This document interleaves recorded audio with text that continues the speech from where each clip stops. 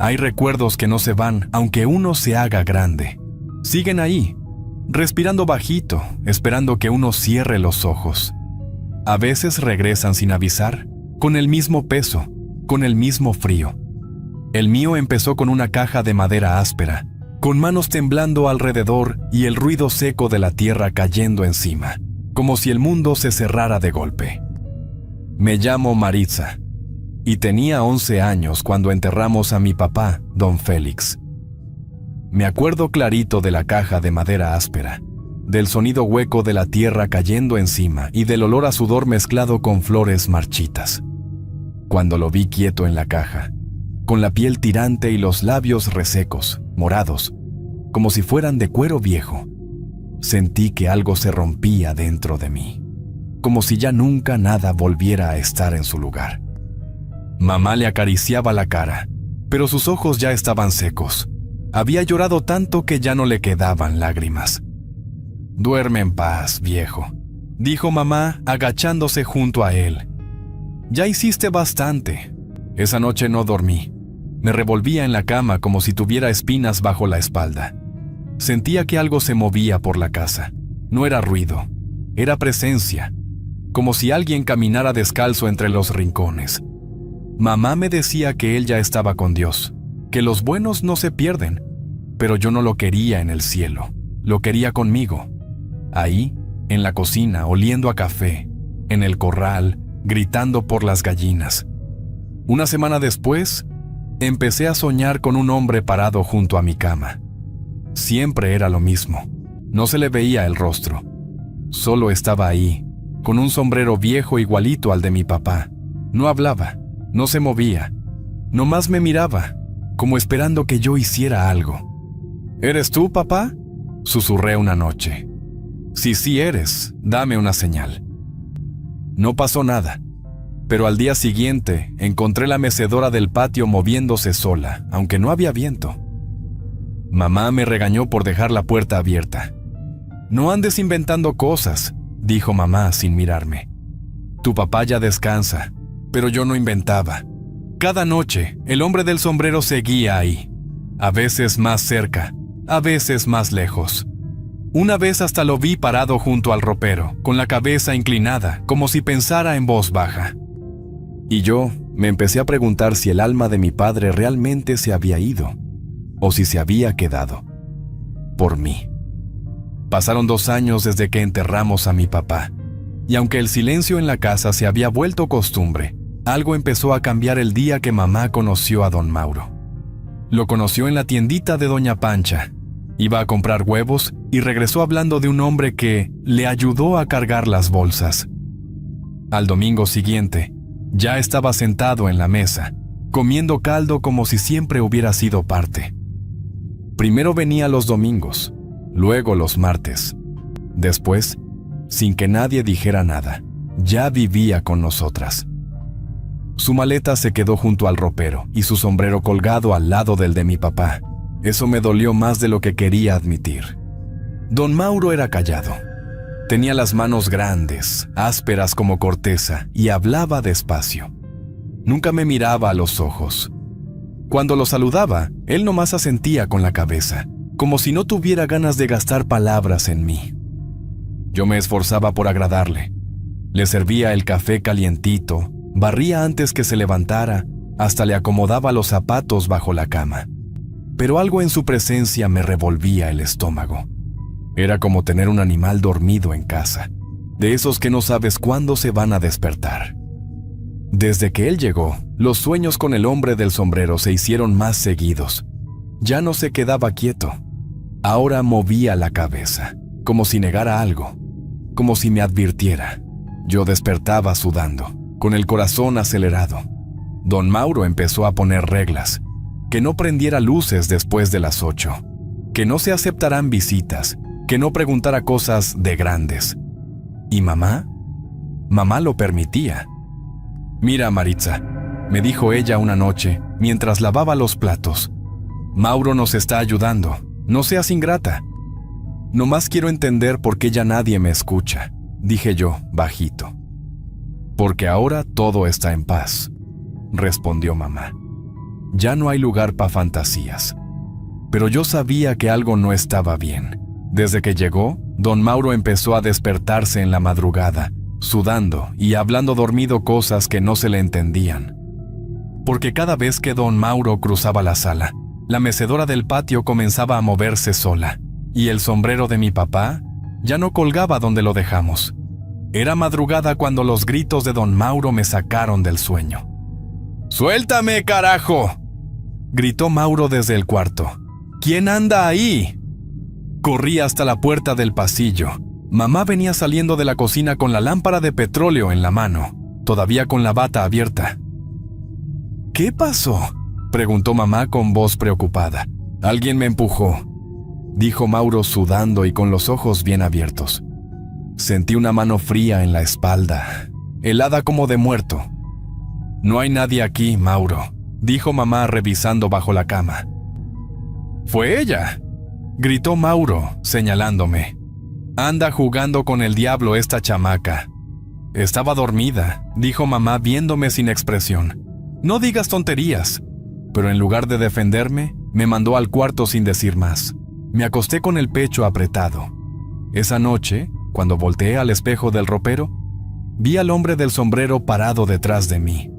No se movía, no hablaba, pero su presencia me heló los huesos. Quise correr, pero mis piernas se negaron. Sentí que todo el aire del cuarto se me iba. Al día siguiente, mientras regresaba de vender gelatinas en la plaza, lo encontré esperándome en la cocina, con los ojos llenos de rabia. ¿Fuiste tú la que me tiró piedras en la tarde?, preguntó Mauro cruzado de brazos. ¿Cuáles piedras?, pregunté yo dejando la canasta en la mesa. Yo ni estaba aquí. ¡Te vi, carajo!, gritó Mauro golpeando la mesa. ¡Desde el patio! Te lo juro por mi madre muerta, grité yo con las lágrimas ya saliéndome. Yo no fui. Mamá entró en ese momento. ¿Qué pasa ahora?, preguntó cansada. Está jugando con cosas malas, dijo Mauro apuntándome. Esa niña tiene algo encima, no es normal. ¿Por qué todo lo raro te pasa a ti?, pregunté yo, sin poder quedarme callada. Me dio una bofetada tan fuerte que me tiró al piso. «No me hables así, malcriada», gritó Mauro respirando fuerte. Esa noche cenamos en silencio. Mamá no dijo nada. Nomás me sirvió el plato y bajó la mirada. Yo tampoco hablé, pero mientras masticaba sentí algo moverse en la pared. Y supe que no estaba sola, ni él tampoco. Era miércoles. Mamá había salido al molino y yo me quedé lavando los platos. El sol pegaba por la ventana y el agua se sentía caliente entre los dedos. Todo parecía en calma, hasta que escuché una voz que me hizo soltar un vaso. «Mija, ven tantito», dijo la voz desde el cuarto de herramientas. Me quedé helada. Esa voz era de mi papá. Su tono, su forma de decir «mija». Caminé despacio, con las piernas temblando. Abrí la puerta, no había nadie, solo el olor a aceite y a trapo viejo, ese olor que él dejaba cuando arreglaba su moto. «¿Papá?», pregunté apenas en un susurro. Nadie respondió, solo silencio. Más tarde, Mauro entró sudando, con la cara pálida como leche hervida. «Algo me respiró en la nuca mientras meaba», dijo Mauro echándose agua en la cara. «Te lo juro, Rosario». Sentí el aliento frío, como de muerto. «¿Otra vez con tus cosas?», dijo mamá cerrando la ventana con fuerza. «Esto ya no es normal», insistió Mauro. «Llévame con el padre. Necesito que me bendigan». Fueron esa misma tarde. Volvieron callados. «¿Qué te dijo?», pregunté yo desde el corredor. «Que son ataques del alma», respondió Mauro sin mirarme. «Que a veces los espíritus se quedan por rencor. Tu padre está en paz», dijo mamá, más para sí misma que para mí. «Esto debe ser otra cosa. El sacerdote nunca quiso ir a la casa. Después supe que dijo en el pueblo que ahí no había nada que bendecir, que cuando el miedo toma forma, ni el agua bendita alcanza. Mamá dejó de mencionar a Dios desde ese día, pero esa noche lo vi». El hombre del sombrero apareció junto a mi cama. Se acercó despacio. Por primera vez, pude ver su rostro. Era papá. Tenía la misma arruga en la frente, la cicatriz en la ceja, pero sus ojos eran completamente negros, como pozos sin fondo. No me asusté. Sentí frío, pero no miedo. Tu madre ya se olvidó de mí, me dijo en voz baja. Pero tú no. Tú sí me sientes. ¿Qué quieres que haga?, pregunté con lágrimas calientes. No dejes que me borren, susurró él. No dejes que ese hombre ocupe mi sitio. Desapareció en un parpadeo. Me quedé despierta mirando el techo y supe que los muertos no descansan cuando se les traiciona. Ese domingo me mandaron a vender tamales hasta el barrio de arriba, donde viven los que tienen pisos de cemento. Mamá me dio la canasta forrada y una botella de agua tibia. Caminé bajo el sol con las piernas raspadas y los pies llenos de ampollas, pasando el basurero municipal, donde el viento siempre huele a podredumbre y plástico quemado. Lo vi. Un hombre estaba parado junto a un poste torcido, uno de esos que nunca arreglaron después de la tormenta. No se movía, no decía nada. No más me miraba, como si me estuviera esperando.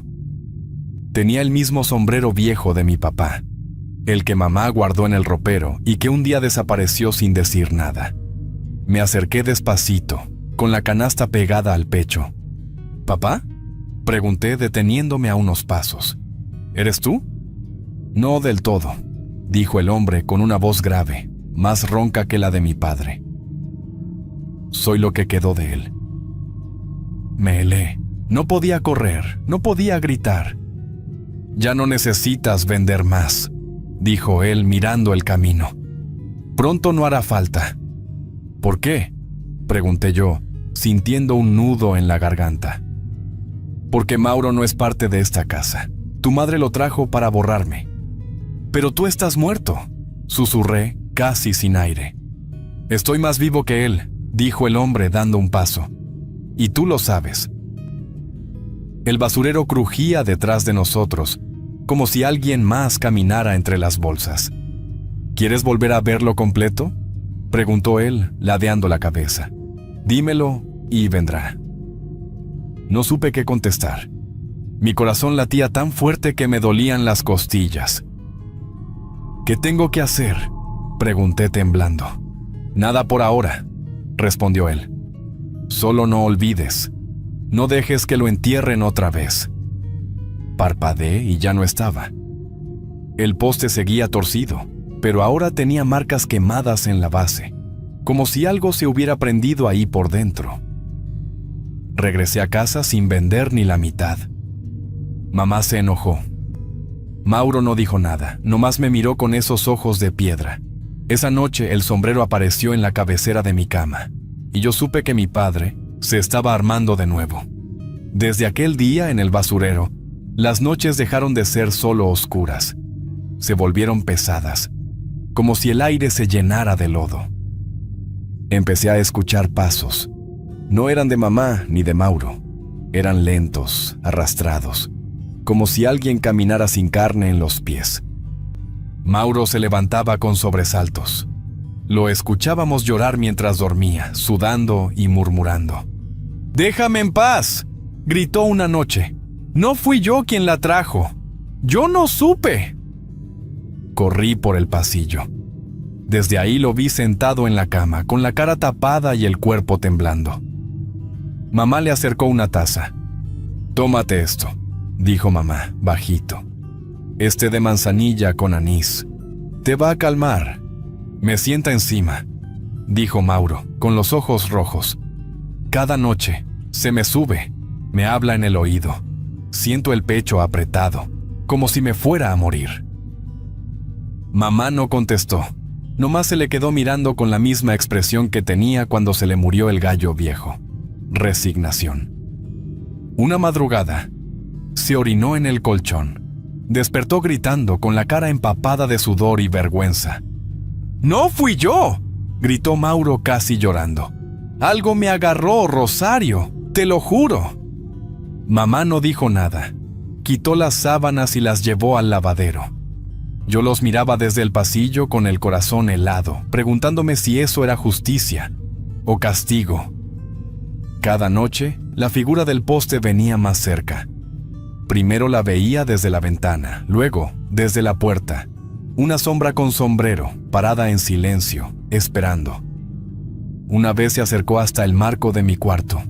No entró. Solo se quedó ahí, con los ojos negros brillando como tizones. «Tú me abriste la puerta, Maritza», dijo él sin mover los labios. Yo solo esperé el momento. «¿Qué momento?», pregunté, apenas respirando. «El momento en que él se quebrara», respondió. «Y ya se está rompiendo». No podía hablar, no podía correr. Solo lo miré y él me sonrió. Desde entonces, cada vez que Mauro me ve, se persigna bajito. Ya no me habla, ya no me exige, y yo ya no sueño. Solo espero. Esa noche, mientras mamá roncaba en el cuarto y Mauro hablaba dormido como niño asustado, bajé a la cocina con una idea fija en la cabeza. Puse 2 platos sobre la mesa, uno para mí, el otro para él. No lo veía, pero sabía que estaba. El aire olía a aceite viejo y tierra mojada, como cuando mi papá regresaba de trabajar con la moto entre las piernas. «No sé si estás aquí, papá», dije sirviendo frijoles en su plato. «Pero si sí estás, quiero que sepas que me acuerdo de ti, que todavía me haces falta». No hubo respuesta. Me senté. El silencio pesaba, pero no me atrevía a moverme. Entonces lo sentí. Una sombra detrás. No fue frío, no calor, solo una presencia. Como si el aire se llenara de huesos. «Mauro no es el problema», dijo la voz, suave, ronca. «Es la causa». «¿La causa de qué?», pregunté, apretando los puños. «De que me olvidaran, de que me borraran de esta casa». «Mamá lo trajo, porque estaba sola», susurré. «Y él se la fue comiendo», dijo la voz, como hongo que se mete por la boca. Tragué saliva. No sabía si quería seguir escuchando. «Puedo volver», dijo él. «Sano, fuerte, como antes. Solo necesito una cosa». «¿Qué cosa?», pregunté. «Una vez, y después, todo será como antes». Esa noche soñé con mi papá arreglando su moto bajo el mezquite. Tenía la camisa arremangada y la mirada tranquila. «Papá», dijo en el sueño corriendo hacia él.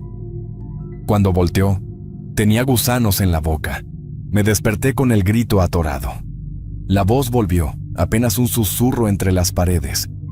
«Tú decides, mija», dijo él. «O él vuelve, o tú te quedas con este otro». Me quedé sentada en la cama, con las cobijas hasta el cuello y las manos heladas, y por primera vez, no supe si quería a mi papá de regreso, o si ya lo había perdido del todo. Después de aquella noche, Mauro empezó a caminar dormido.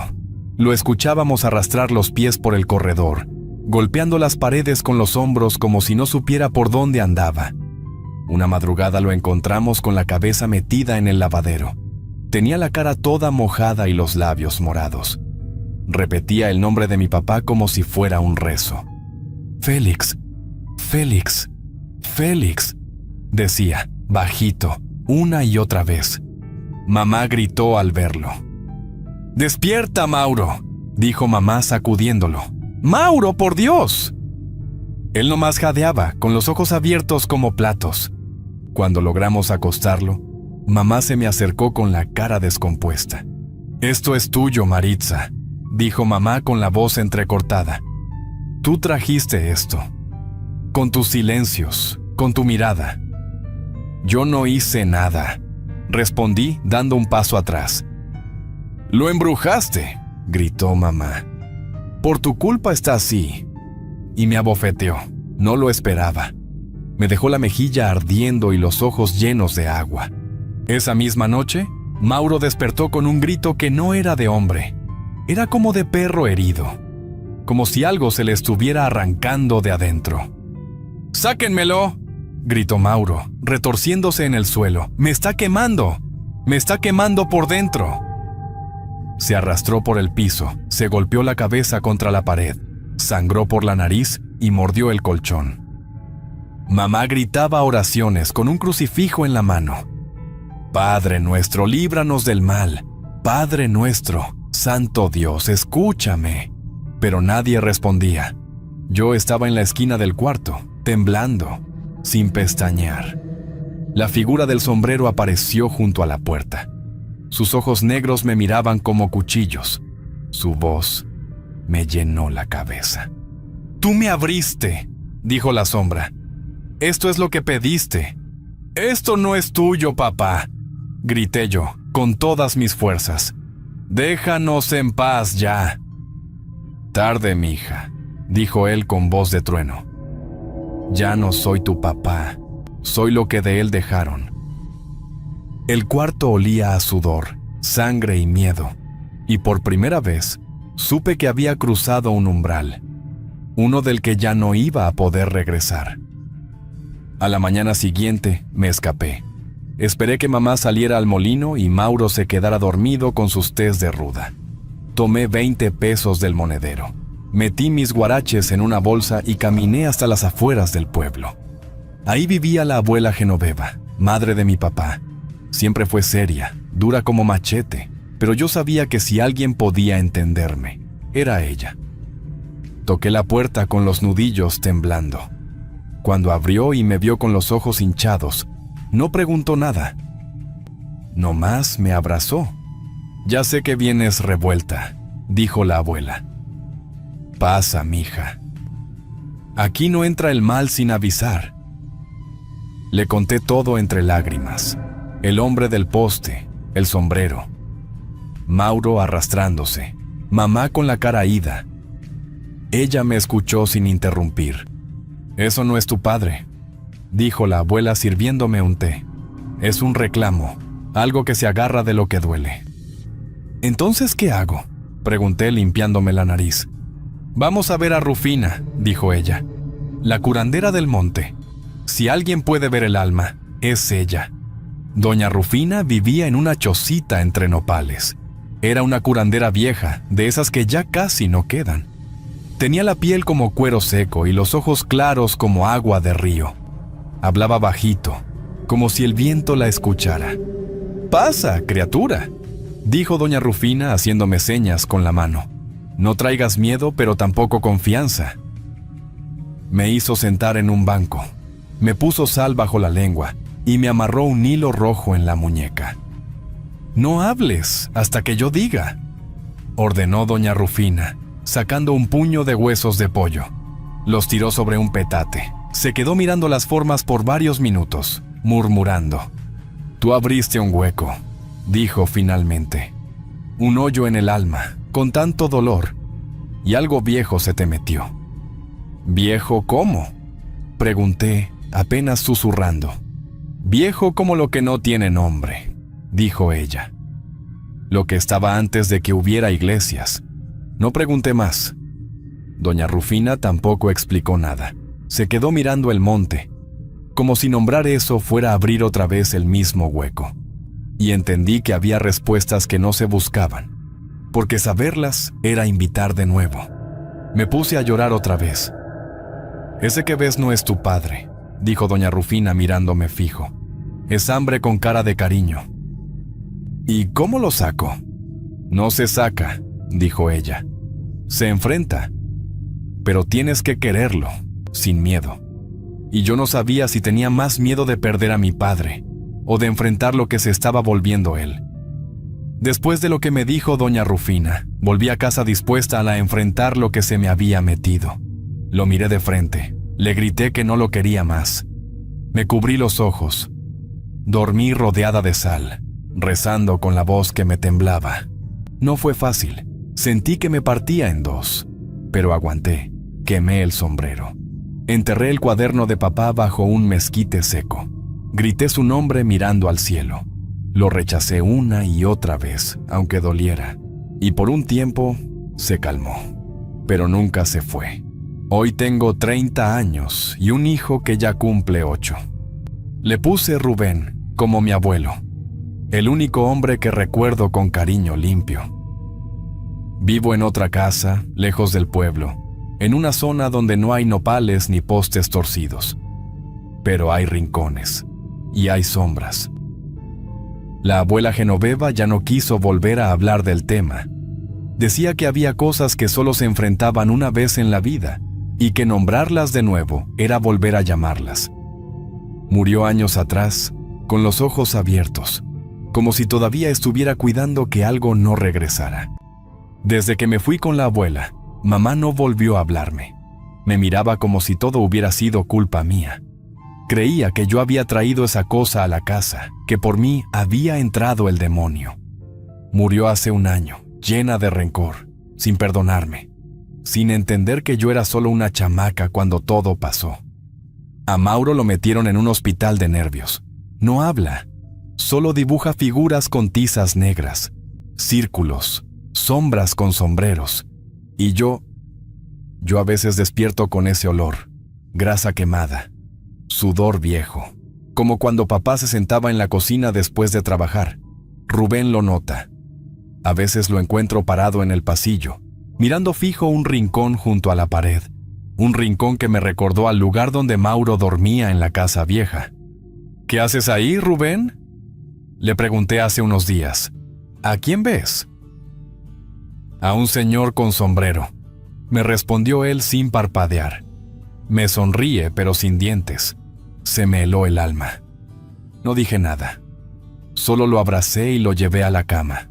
Anoche, mientras lo arropaba, me miró fijo.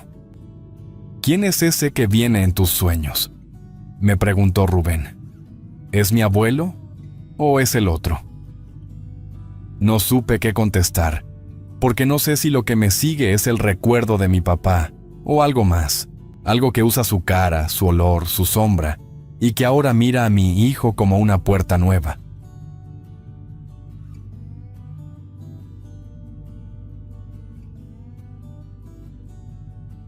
Yo nunca tuve tiempo de estudiar. Mi vida fue siempre en el campo, sencilla, pobre y de cierta manera explotada por el patrón del rancho. Me llamo Lupe y voy a contar la historia de mi vida, real, dura y que aún me duele al recordarla. Trabajábamos en un rancho en Valparaíso, al oeste de Zacatecas. Don Lauro, el patrón, nos tenía como bestias de carga. Mi esposo Ignacio era fuerte, callado, aguantador. Siempre decía: uno no nace pa' quejarse, Lupe. Decía y volvía a la jornada con el sol rajando la tierra. Tuvimos un hijo que era nuestra luz. Se llamaba Emiliano. Lo cuidábamos entre la faena, lo envolvíamos en costales de maíz cuando dormía. Pero el niño se enfermó una tarde. Tenía fiebre, ojos apagados. Lo llevamos a pie hasta la clínica, pero era tarde. «Lo siento, señora», me dijo el doctor sin mirarme. Esa noche Ignacio no lloró. Nomás se fue pa'l corral y se quedó ahí en silencio. Yo recé. Algo dentro de él se apagó. A los pocos días, Ignacio ya no era el mismo. Dormía lejos de mí. Y así empezó nuestro final, aunque en ese momento yo no lo supiera. Las noches se hicieron más largas. Yo me quedaba viendo el techo de lámina, oyendo los grillos, el viento colándose por las rendijas. Ignacio salía al campo antes que el gallo cantara y volvía cuando ya no se veía ni su sombra. Comía en silencio, me miraba poco. El peso del dolor lo tenía aplastado. Una madrugada, lo oí salir sin hacer ruido. Me levanté descalza y lo seguí hasta el monte. Desde la distancia, lo vi de rodillas frente a la cruz que habíamos puesto donde enterramos a Emiliano, allá bajo el mezquite. ¿Por qué mi hijo?, susurró Ignacio con la voz hecha polvo. ¿Por qué no yo? Sentí que mi alma se encogía otra vez. Volvimos al rancho sin hablar. El patrón ni se enteró de lo que nos pasaba. A él nomás le importaban las cargas que movíamos, los surcos que dejábamos parejos. No le importaban las penas, ni los hijos, ni la muerte. Y yo empecé a guardar todo eso en el pecho. como tierra que se va acumulando hasta que ya no se puede respirar. Un tiempo después de que enterramos al niño, Ignacio se volvió un mueble más de la casa, frío, mudo y sin alma. Yo intenté acercarme, pero él se alejaba más. Me dolía verlo así, seco por dentro, como si ya no quedara nada en su pecho. Una noche le llevé atole caliente y le dije: «Toma, te va a hacer bien». «Déjalo ahí, Lupe», me contestó sin verme. Ya no compartíamos ni la cama. Se iba al monte solo. Regresaba sucio, con la mirada perdida. Los perros ya ni lo saludaban, como si también lo sintieran cambiado. «¿Dónde andabas, Ignacio?», le pregunté un día. «No estés jodiendo, mujer», respondió con tono cortante. Empezó a dormir afuera. Decía que no aguantaba el techo. Ponía su cobija junto al corral, como si ahí encontrara algo que en la casa ya no había. A veces pasaban días sin que me dijera una sola palabra. Otras, nomás mascaba silencio viendo la nada. Yo supe que algo estaba creciendo por dentro de él. Una cosa oscura. Pensé que era la tristeza, pero era otra cosa. Un rencor callado. Una espina en el alma que se le iba clavando más cada día. Lo peor es cuando el silencio se vuelve costumbre. Cuando ya ni el gallo rompe el amanecer y uno se acostumbra al frío de no escuchar su voz. Empecé a tener miedo de mi propio marido. Ya no sabía si volvería entero o con más rabia. «No me mires así, Lupe», me soltó una vez sin razón. «No estoy loco». Yo no dije nada. Me quedé quieta, con el cucharón en la mano y los ojos en el suelo. Una noche lo vi parado frente al pozo, quieto, como una sombra. El viento soplaba fuerte y la luna lo alumbraba justo de frente. No se movía. Parecía hablar con alguien que yo no podía ver. Algo lo estaba jalando lejos de mí, y no era el dolor. Era algo más hondo, algo que no se cura con rezos ni con atole caliente. Algo que había echado raíz en su pecho. Y yo ya no sabía si Ignacio seguía siendo el mismo hombre que una vez me abrazó bajo la lluvia. Una mañana escuché en la tortillería que Ignacio había sido visto en el bar de Elías, allá por la carretera. «Se sienta con Berenice, bien arrimadito», dijo una señora, con la boca llena de masa y veneno. Yo no quise creer, pero algo dentro del pecho se me hizo nudo. Me fui a casa con la cabeza caliente, el corazón ardiendo. Esa tarde esperé que Ignacio saliera y lo seguí, calladita, por los matorrales del camino viejo. Lo vi entrar al bar. Me acerqué por la ventana con el miedo temblándome en las piernas. Ahí estaba ella, con el cabello suelto y un vestido rojo que parecía fuego. Reía como si el mundo no doliera, como si nada importara. «¿Qué tanto ves, Lupe?», me gritó Berenice desde adentro, con esa voz empapada en burla. Ignacio me vio. No dijo nada. Nomás bajó la mirada como un perro pillado en la trampa. Yo sentí que me ardían los ojos, pero no lloré. Esa noche me paré frente a él y pregunté: «¿Estás viendo a esa mujer, Ignacio?». «Tú no tienes por qué saber», me respondió sin pena, como si yo fuera una extraña. Dormí con los ojos abiertos, mirando el techo, con rabia y con dolor. El silencio entre los dos ya no era tristeza, era una guerra muda, una línea que nos dividía. Al día siguiente, él ni se despidió. Nomás agarró su sombrero y se fue, dejándome con la olla al fuego y el alma vacía. No eran celos, era traición. Ignacio ya no me respetaba ni como mujer ni como compañera. La rabia me subía por dentro como agua sucia. Lavé los trastes con fuerza, como si en ellos pudiera sacarme la humillación. Los perros ni ladraban, como si también supieran. Berenice no era la causa, era la señal. La primera piedra que rodó cuesta abajo y no paró. Ignacio se me estaba yendo, pero no solo del cuerpo. Se me estaba deshaciendo por dentro. Y eso dolía como cuando bajamos al niño a la tierra. Y yo empecé a preguntarme cuánto más podía una mujer aguantar antes de volverse piedra también. Berenice duró poco.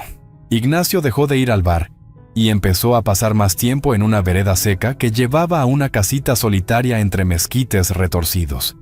Allí vivía Felisa, una mujer de ojos negros y cara dura como piedra.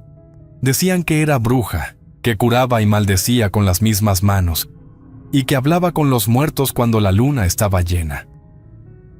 Ignacio empezó a llegar tarde, sucio, con las uñas negras y olor a humo y aguardiente. Su mirada ya no estaba aquí. Andaba ida, metida en quién sabe qué cosas. ¿Dónde estabas, Ignacio?, le pregunté una noche mientras le servía el plato. ¿Con quién me entiende?, contestó y me empujó con la cadera, sin mirarme. Vi en su camisa una mancha de cera negra. No era tierra, no era carbón, era cera. Supe que algo andaba mal, algo de otro mundo, algo que no se lavaba con agua. Una vecina me habló mientras sacaba leña del horno y me dijo: «Lupe, vi a tu marido platicando con la bruja del monte, bien cerquita». Yo no le respondí, nomás seguí recogiendo la leña, pero en la noche recé. Puse ruda detrás de la puerta, escondí tijeras abiertas bajo la almohada, me até una medalla en el tobillo, pero nada servía. Felisa ya lo tenía en sus garras, como a un gallo embrujado. Ignacio empezó a hablar solo, a dormir separado con los ojos abiertos. Decía cosas que no entendía, nombres que nunca habíamos escuchado. Se me iba de las manos, como agua entre los dedos. Ya no comía en la mesa, comía en el patio, mirando al monte. «No te acerques, Lupe», me dijo una tarde con voz hueca. «No sabes lo que soy ahora». Lloré en silencio esa noche, abrazada al rebozo de mi madre. Pensé en Emiliano. Pensé en cuando Ignacio me cubría con su cuerpo para que no me mojara. Ese hombre ya no existía. La casa ya no era nuestra. Era un cuarto muerto con techo. Las paredes respiraban frío. El fogón se apagaba solo. Y el viento, ese viento del oeste, traía el nombre de Felisa entre susurros que me erizaban la piel. De pronto, empezaron a desaparecer cosas de la casa. Mi collar de cuentas, las cobijas, los jarros buenos. Todo se iba como si se lo tragara la tierra. Pero no era la tierra, era Ignacio. Él los cargaba en un costal viejo y se los llevaba quién sabe pa' dónde. ¿Pa' qué es eso, Ignacio?, le pregunté mientras lo veía meter la cazuela grande. «Es mi pago», respondió sin vergüenza, sin mirar atrás. Un día vi que se llevó los únicos zapatos buenos que tenía, los míos, los que me había regalado mi hermana. Me dio tanta rabia que exploté. «¡Ya basta, Ignacio!», grité con rabia. «Esa mujer te está vaciando». «Tú no entiendes nada», me gritó con los ojos encendidos. Volteó la mesa con un manotazo y se fue como demonio suelto. Los platos cayeron al suelo y se hicieron polvo. Esa noche dormí con un ojo abierto. Ya no confiaba ni en su sombra. Caminaba por la casa como si fuera ajena, como si yo fuera una extraña en mi propia vida. Al día siguiente, don Lauro me llamó mientras acomodábamos las pacas. «¿Todo bien con Ignacio?», me preguntó con voz seca. «Sí, patrón. Todo está bien», le respondí sin levantar la cara. Me daba vergüenza decir que mi marido se estaba perdiendo por una bruja. Vergüenza y miedo. Porque no sabía hasta dónde iba a llegar. No sabía si un día regresaría con sangre en las manos o sin alma en el cuerpo. Lo peor fue cuando vendió el burro. El único que teníamos. El que usábamos para ir al pueblo y traer costales. Lo entregó por 3 botellas de mezcal. Nos quedamos sin nada. Y él tan campante, como si eso fuera lo más normal del mundo. Como si la vida no pesara nada. Felisa le había arrancado hasta el juicio. Yo ya no lo reconocía. No era el hombre con el que me acosté la primera vez, ni el que lloró en silencio cuando enterramos al niño. Era otro. Uno poseído por algo que no entendía. Y yo nomás recogía los pedazos de lo que quedaba, como quien barre cenizas después del incendio.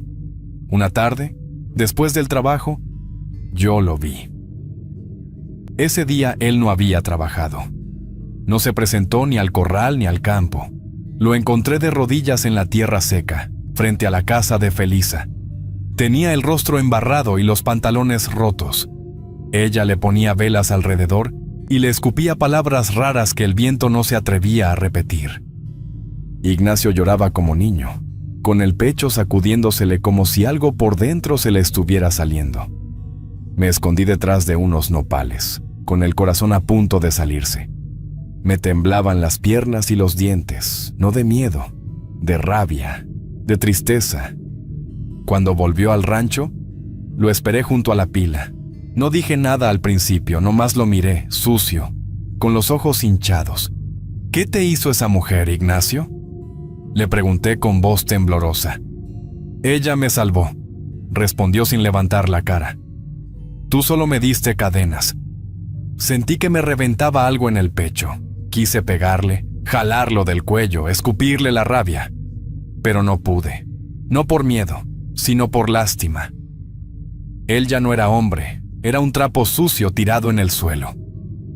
Felisa lo ponía a lavar su ropa, a acarrear agua desde el pozo, a callar cuando ella hablaba con sus plantas secas y sus santos de ojos pintados. Y él lo hacía, como burro amaestrado, como si no tuviera sangre ni orgullo. Los del pueblo empezaron a murmurar. Las mujeres bajaban la voz cuando pasaba. Los hombres movían la cabeza. Nadie se metía. Nadie quería líos con la bruja del monte. Eso ya no es hombre, Lupe, dijo don Pascual al verme pasar con la canasta vacía. Yo no supe qué decir. Nomás seguí caminando con el rebozo apretado en las manos. Solo sentí que estaba sola, completamente sola, en una guerra que no pedí, en un campo de batalla que era mi propia casa.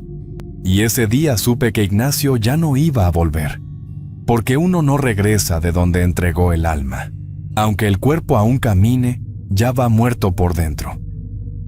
Una mañana encontré algo enterrado en el patio, justo donde florecían las bugambilias de mi madre. Estaba medio cubierto con piedras. Lo desenterré con las manos y era un frasco viejo, tapado con cera derretida. Adentro traía un pedazo de tela con sangre seca, unos cabellos negros, tierra húmeda y algo que olía a podrido. Lloré de puro susto, me temblaban las rodillas, se me aflojaron las tripas. Corrí a la casa de doña Jacinta, la partera vieja, la que también sabía de esas cosas oscuras. Es un amarre, mija, me dijo mientras lo miraba de reojo. Y es fuerte. Yo te digo que Ignacio ya no tiene su alma entera. ¿Y qué hago con esto?, le pregunté.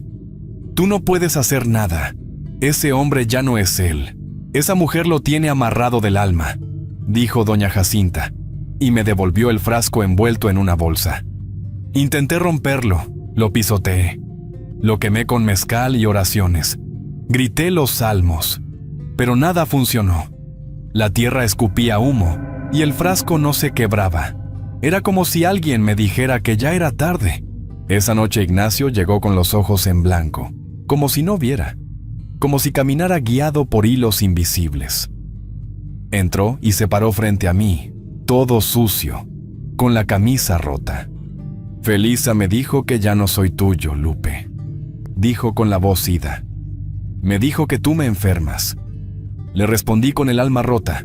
Yo te juro que esa mujer te va a matar, Ignacio. Ojalá, dijo con voz apagada, y se fue a echar al rincón. Esa noche dormí abrazada a mi rosario, con las cuentas marcadas en la piel. Ya no era miedo, era resignación. Era como cuando uno ve venir la tormenta, y nomás se sienta a esperar que pase. Felisa había ganado. Ignacio ya no era mío, ni de él, era de ella, de esa cosa oscura que le había metido en la cabeza. Yo no tenía armas, no tenía a nadie. Solo me quedaba el silencio y los recuerdos. Nada más. Me levanté al amanecer y barrí el patio como si eso pudiera limpiar lo que sentía. Pero la tierra seguía pesada. Los gallos no cantaban, y el viento traía el olor del frasco quemado. Y yo ya no sabía si era viuda o esclava de un amor podrido. Felisa empezó a aparecer cerca de mi casa. Se paraba junto a la reja con un gato en brazos. y me miraba como si pudiera verme por dentro. No decía nada, pero su mirada decía todo. Quemaba como lumbre. A veces cerraba los ojos y murmuraba cosas con la boca torcida. Yo no me acercaba. Me quedaba quieta, con el alma encogida. Una tarde, doña Chayo vino corriendo, con la falda levantada y el rebozo enredado en el cuello. Me tomó del brazo y me dijo con los ojos como platos: «La bruja anda diciendo que te va a callar con tierra en la boca, Lupe, que ya no vas a hablar más». Me quedé sin aire. Me senté en el escalón de la cocina con las manos sudadas. Ignacio ya no regresaba, solo venía por ropa o por cosas. No hablaba, no me miraba. Una vez llegó y me encontró en la cocina. Metió la mano en la olla, agarró el cazo entero con los frijoles y se lo llevó sin decir nada. Luego se volteó. «Yo me voy a llevar esto», me dijo con desprecio. «Tú ya no cocinas pa' mí». No supe qué contestar. Nomás apreté los labios y me tragué las lágrimas. Ya no era mi casa, ya no era mi vida, era una ruina, una cascarita vacía con paredes sucias y sombra en las esquinas. Me senté en el patio y lloré como si hubiera enterrado a dos, a mi hijo y a Ignacio. Porque era eso, 2 entierros, 2 ausencias y una sola soledad.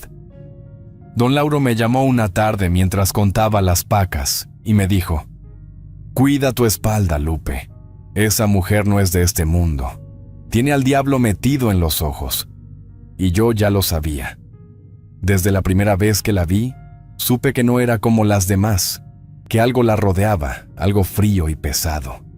Pero, ¿cómo se pelea contra una bruja? ¿Con qué se lucha cuando el miedo se mete en los huesos? Ya no dormía bien. Escuchaba ruidos, pasos, susurros. Y cada vez que el viento soplaba desde el monte, yo sabía que traía el aliento de Felisa. Ignacio andaba como sombra por el pueblo, flaco, con los pies llenos de llagas, la barba larga y los ojos vacíos como pozo seco. Caminaba sin rumbo, arrastrando los guaraches rotos. Los niños le tenían miedo. Se escondían detrás de las faldas de sus madres. «Ahí va el loco», decían algunos. «El que vendió su alma por una bruja». Felisa lo mandaba a comprarle cigarros, a barrer la plaza, a pedir limosna a los forasteros. Lo hacía pararse frente a la iglesia con una caja vacía y una flor en la oreja. A veces lo ponía a ladrar como perro y él lo hacía, sin vergüenza, sin alma. Un día lo vi en medio de la calle, desnudo, cantando una canción de cuna que yo le cantaba a Emiliano.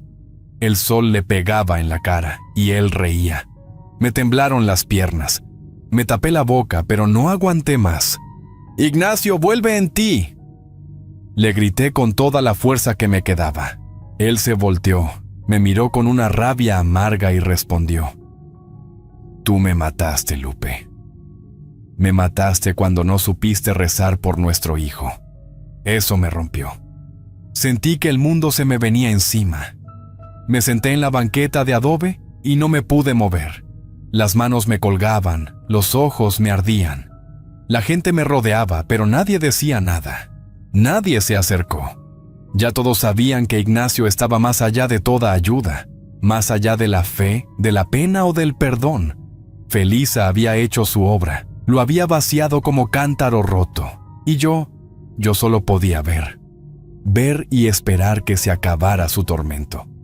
Porque el mío ya se había instalado hacía tiempo. Vivía conmigo, se sentaba a mi mesa, dormía en mi cama. Y ese día entendí que Ignacio no iba a morir de un disparo, ni de enfermedad.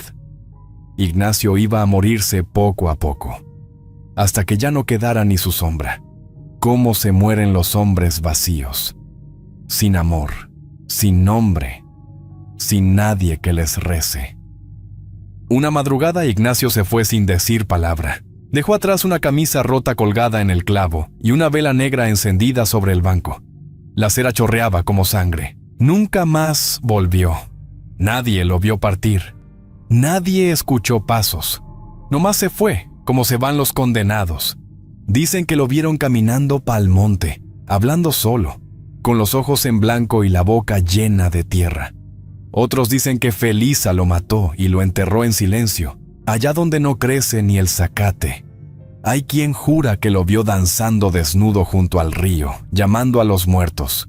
Yo solo sé que desapareció, así nomás, como humo, como sueño malo.